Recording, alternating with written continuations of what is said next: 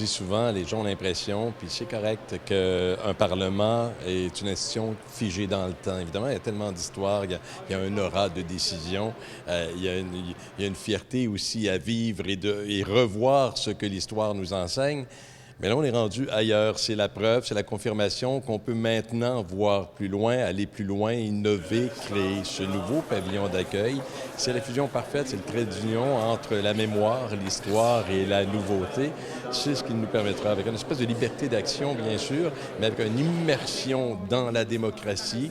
Je dis souvent aux gens, donnez-vous l'opportunité de vous approprier le Parlement, l'Assemblée nationale, ça vous appartient et ça se veut un lieu, effectivement, éducatif qui nous permettra de nous imprégner, de prendre possession, mais aussi festif.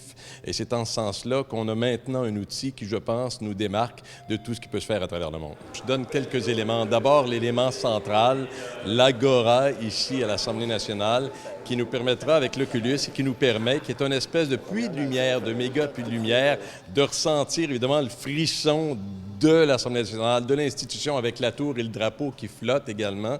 Alors on aura là un espace événementiel extrêmement intéressant.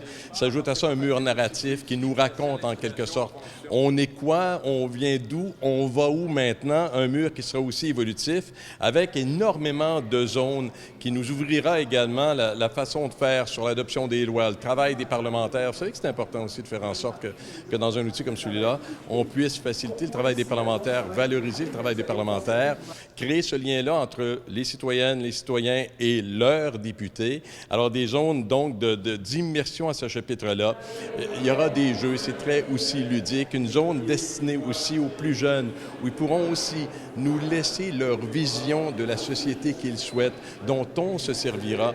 Alors, c'est un espace maintenant qui ne demande qu'à vivre, et c'est ce sur quoi on va travailler maintenant.